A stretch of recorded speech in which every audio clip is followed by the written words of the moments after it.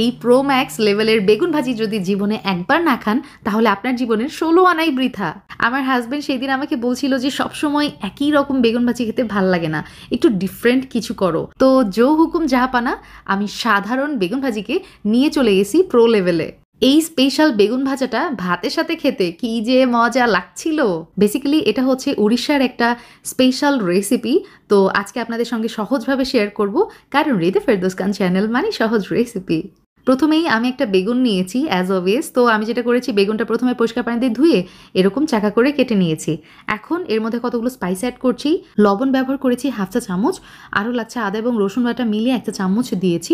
দিয়ে দিলাম হচ্ছে লাল মরিচের গুঁড়া হাফ চা চামচ, আর মাই স্পেশাল ইনগ্রিডিয়েন্ট গরম মশলার গুঁড়া, এখানে আমি প্রায় হাফ চা চামচ ব্যবহার করেছি। এখন সব কিছু উপকরণ খুব ভালো মতো আমি বেগুনের সাথে মিক্স করে নিব।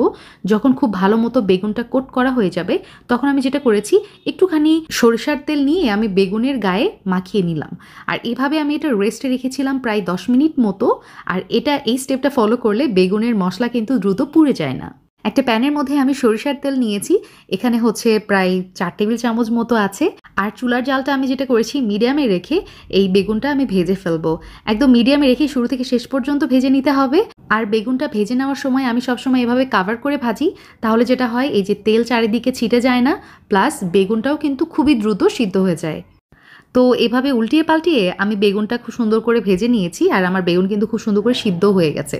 তো পারফেক্ট, আমি এখন চুলা থেকে উঠিয়ে নিচ্ছি, মানে কড়াই থেকে উঠিয়ে নিচ্ছি আর কি। তো সবগুলো বেগুন ভাজা হয়ে গেছে। আমি যেটা করবো, একটা স্পেশাল মিশ্রণ তৈরি করে নিব। এর জন্য আমার লাগছে টক দই। এখানে আমি ফ্যাটানো টক দই 1 কাপ পরিমাণ ব্যবহার করেছি। আর এই টক দই কিন্তু পানি ঝরে নিতে হবে না, কিছু না। আর তার সাথে দিয়ে দিলাম বিট লবণ হাফ চা চামচ, গোলমরিচের গুঁড়া হাফ চা চামচ, লবণ ব্যবহার করেছি 1/4 টিস্পুন। তার সাথে দিয়ে দিলাম হচ্ছে চিনি, এখানে আছে 1 চা চামচ পরিমাণ। এখন সব কিছু একত্রে খুব ভালোভাবে মিক্স করে নিব। আর এখন এই দইয়ের মিশ্রণটা এই যে ভাজা বেগুনের ওপরে আমি দিয়ে দিলাম। একটা চামচ দিয়ে বেগুনগুলো একটু কাভার করে নিচ্ছি। এখন একটা স্পেশাল তড়কা আমি তৈরি করছি। সরিষার তেল নিয়েছি হচ্ছে 1 টেবিল চামচ, তার সাথে হচ্ছে শুকনা মরিচ আর হাফ চা চামচ মতো নিয়েছি পাঁচফোড়ন, আর কাশ্মীরি লাল মরিচ আমি এখানে ব্যবহার করেছি একদম 1/4 টিস্পুন মতো। তো কিছু সময় চুলাতে ভেজে নিয়ে আমি এই যে বেগুন ভাজি এবং টক দইয়ের ওপরে এই বাগারটা দিয়ে দিলাম। এবং এটা দেওয়ার পরপরই দেখতে পারবেন এটা লুকসটা কি পরিমাণ মানে চেঞ্জ হয়ে গেছে। আর এটা খেতে মানে কি যে মজা লাগছিল। এটার লুকস, এটার ফ্লেভার, এটা টেস্ট নিয়ে কোনো কথা হবে না। আমি যেটা করেছিলাম, গরম ভাতের সাথে সার্ভ করেছিলাম। এটা কিন্তু আপনারা চাইলে খিচুড়ির সাথেও খেতে পারেন, অথবা পোলাওয়ের সাথেও এটা অনেক ভালো যায়।